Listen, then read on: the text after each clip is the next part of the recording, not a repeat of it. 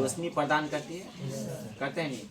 आज से कुछ वर्ष पहले एक ऐसे वैज्ञानिक थे जिनका नाम था थॉमस एडिसन। आप 4 क्लास के बुक में पढ़ेंगे, हिंदी के बुक में उनके बारे में लिखा हुआ है। तो अमेरिका के रहने वाले एक ऐसे व्यक्ति थे जिनका नाम था थॉमस एडिसन। उन्हें हाथ में जलता हुआ बल्ब को आविष्कार खोज करके लाया, और बल्ब का खोज किसने किया था? Thomas Edison. सबसे पहले जानेंगे हम बल्ब का खोज तो कब हुआ था? 27 जनवरी 1880 में किसका खोज हुआ था? बल्ब का खोज हुआ था। और बल्ब का खोज किसने किया था? Thomas Alva Edison. इन्हें अमेरिका के रहने वाले थे। कहाँ के रहने वाले थे? अमेरिका के रहने वाले थे। और अमेरिका के ये वैज्ञानिक थे, और सबसे पहले अमेरिका में ही बल्ब का खोज किया गया था। अब कब किया गया था? 140 साल। और उनका नाम क्या था? Thomas Alva Edison. 140 साल पहले, यानी डीसी पूर्व, आज से 140 वर्ष में डीसी पूर्व बल्ब का खोज किया गया था। अमेरिका, कहाँ के? अमेरिका। वो अमेरिका के रहने वाले थे। कहाँ के रहने वाले थे? और बल्ब का खोज कहाँ हुई? अमेरिका में ही। 11 फरवरी 1847 को 11 और अमेरिका के ही एक जगह था ओहियो में एक जगह था, वहीं पे इसका खोज हुई थी। तो बॉल का जो खोज किए उनका परिचय शॉर्ट में मिला। अमेरिका एक देश है। अब बॉल्ब के बारे में जानेंगे। किसके बारे में जानेंगे?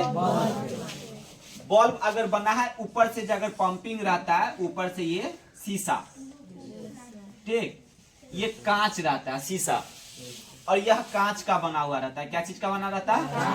कांच का। अब यह कांच में क्रॉपिंग वाइफर कांच का ये बना हुआ रहता। और इसके नीचे जो पैनल रहता है, देखेंगे बल्ब में, देखेंगे नीचे रहता है, ये तांबा का भी रहता है, एल्युमिनियम का भी रहता है। वो जो पैनल रहता है वो धातु का बना रहता है। क्या चीज का बना रहता है? धातु। जानता है ना, एल्युमिनियम धातु है, वो धातु का बना। विद्युत का सबसे उत्तम चालक कहा जाता है चांदी, कहा जाता है ना, एल्युमिनियम, ये सब आता है ना, ये धातु का बना आता है। अब ये बल्ब में कौन सा गैस भरा जाता है? नाइट्रोजन।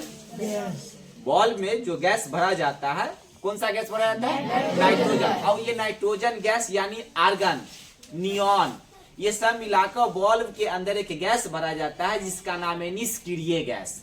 कैसा गैस? निष्क्रिय गैस।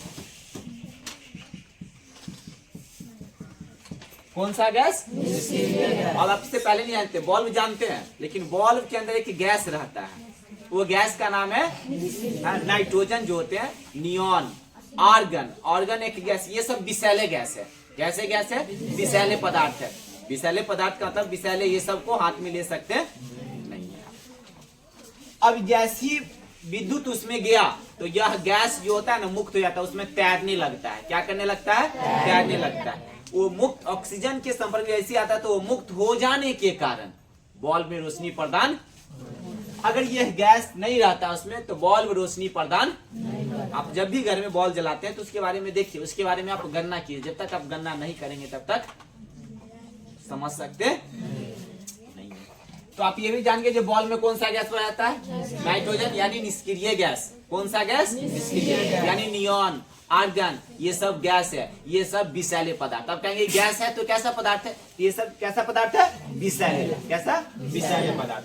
आप ये बल्ब के अंदर देखते रहेंगे तंतु रहता है। पहले देखे होंगे, अभी तो एलईडी बल्ब आता है, इससे पहले बल्ब देखते हो लाल का बल्ब रहता है, 1000 वाट का रहता है। उसमें देखे होंगे आपका 3 गो तार रहता है, और बीच में ऐसे ऐसे करके लेयर पिन रहता है ना।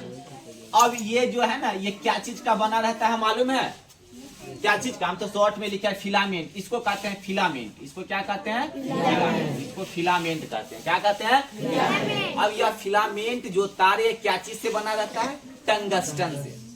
और टंगस्टन में कहते धातु, जानते हैं ना, तांबे, तांबे के अष्ट धातु के टंगस्टन से, तांबे के अष्ट धातु के टंगस्टन, टंगस्टन से यह फिलामेंट बना रहता है। अब यह फिलामेंट ज्यादा प्रेशर, लाइट आ गया, विद्युत आ गया, तेजी में आ गया तो ये गैस जो है का एक एटक हो जाता है। एटक होने के बाद इस तंतु में क्या लगता है, झटका। अभी झटका लगने के बाद यह तंतु टूट जाता है। एयर पिन जो होता है इसको क्या हो जाता है, टूट जाता है। ये टूट जाने के कारण ही फ्यूज हो जाता है। अगर तेजी से अगर विद्युत धारा आया तो कभी कभी बॉल फूट भी जाता है, लेकिन फूटता कम है, फ्यूज ज्यादा हो जाता है। सब क्या बोलते हैं मालूम है, फ्यूज हो गया। जब फ्यूज हो जाएगा ना तो उसको ऐसे करके बजा कर देखिएगा आप, झनझन झनझन आवाज करता है। क्यों करता है मालूम है, क्योंकि ये तो तार पहले पैनल से तीनों सटा हुआ है, ऊपर से भी जोड़ा हुआ है। अभी क्या हो गया, टूट गया। अब टूट गया तो इसको ऐसे करेंगे तो आवाज तो आएगा या नहीं आएगा, 100% आवाज आएगा।